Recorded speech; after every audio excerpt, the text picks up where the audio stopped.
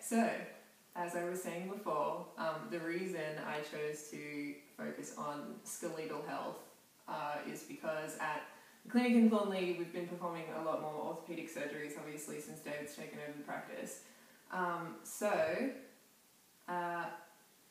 Our aim would be to obviously increase staff understanding of why this is happening and then increase client understanding of how these issues are going to affect their pet's quality of life. So it's particularly important to focus on healthy skeletal development in large breed dogs, as this is where you'll see the most problems occurring due to their fast rate of development, tendency to carry extra weight, and general need to consume more and get more exercise. So some of the issues I will be focusing on today include hip and elbow dysplasia, as well as arthritis, how we identify this in a patient, what can be done for prevention, and of course, what sort of treatments can be offered for patients already suffering. Okay, so we'll start with hip dysplasia. According to an article by Cornell University in the US, hip dysplasia will occur in over 50% of large breed dogs. Some breeds that are genetically more likely to inherit the disease include German Shepherds, Labradors, Golden Retrievers, Rottweilers, etc., all of which you see your fair share of, particularly around this area. So in essence, hip dysplasia is when the ball of the femur can't fit into the hip socket, and this can express in a number of ways, including lameness, a swaying backside while the dog's walking, a reluctance to exercise and difficulty standing, and just a funny gait, all of which can vary in severity on a case-by-case basis. And the symptoms can actually appear as early as 4 weeks, but can pretty much appear at any stage of life. So while a lot of cases are simply the result of genetics, it's important to understand that diet, weight gain, and exercise levels can all contribute to the expression of these symptoms.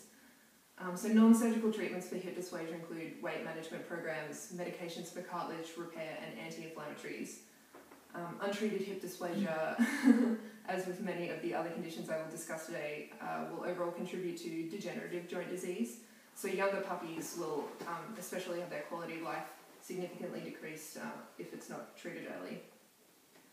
So the surgical options would include the actual removal of the femoral head so that the joint can connect better, or something called a triple osteotomy, which is where the pelvis is actually cut and reshaped to better accommodate the ball of the femur, or a total hip displacement similar to like what's done in humans, so synthetic materials and that sort of stuff. So some of the treatments are more effective in young dogs, such as the triple osteotomy, whereas some are considered last resorts for older animals that have not responded to other treatments, and that would be the complete hip replacement. So while hip dysplasia describes one condition, elbow dysplasia is actually a broader term to describe many forms of elbow disease. So while elbow dysplasia can refer to the joints of the elbow not fitting together due to some developmental abnormality, it can also describe degeneration of the cartilage in that area or loose bone fragments causing pain and affecting movement, as well as elbow incongruity, which is where the bones that make up the elbow joint aren't the right length or shape, so you can have random bones sticking down here or like way out the back there. So signs of elbow dysplasia will vary, obviously, because there are various causes for it, but it's most likely to express as lameness and not weight bearing in the affected leg. So these symptoms most commonly occur between 6 and 12 months of age before they disappear as the body learns to compensate.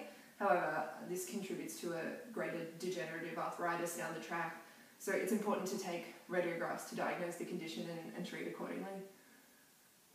So similar to hip dysplasia, these treatments can be supportive, aiming to provide pain relief or assisting cartilage formation. Low impact exercise and weight management are important to strengthen the dog and not contribute to the development of arthritis, so that's swimming, for example, instead of running.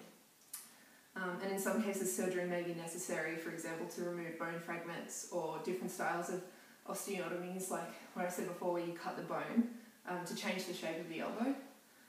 So surgery is actually the most effective way to minimise the progression of osteoarthritis in those cases. And finally, arthritis as a whole will affect 1 in 5 dogs, particularly large breeds. So this is when the cartilage of the joint is worn away and the synovial fluid thins, becoming a less effective lubricant and allowing the bones in the joint to rub together. So arthritis can develop as a result of aging, but also occurs as a result of abnormal stresses put on the dog, or put on the joint rather. So the conditions described earlier contribute to these stresses, and the majority of the dogs suffering from hip or elbow dysplasia will develop secondary arthritis earlier in life, also depending on the severity of the condition.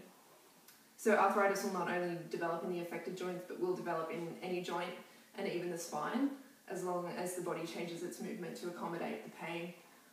So the dog in question will likely suffer from chronic pain and decreased quality of life if left untreated. So treating arthritis can involve a weight control regime, keeping the animal warm and providing padded bedding so as not to put stress on the joints, low impact exercise, and it is important to keep up exercise to prevent muscle wastage, of course, because that provides extra support as well. Pain relief medication, anti-arthritic drugs such as cartrophin injections, natural supplements like fish oil with fatty acids that contribute to joint health, and sometimes even acupuncture. Although how often you find a dog that is willing to sit down and take that is an interesting set of circumstances.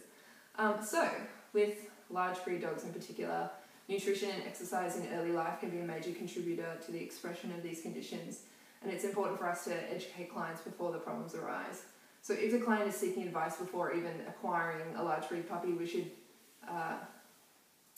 encourage them to do their research on the breeder, insist on seeing the bitch that the puppies were born of, and insist that their puppy is not coming from a line of dogs with high incidences of hip and elbow dysplasia.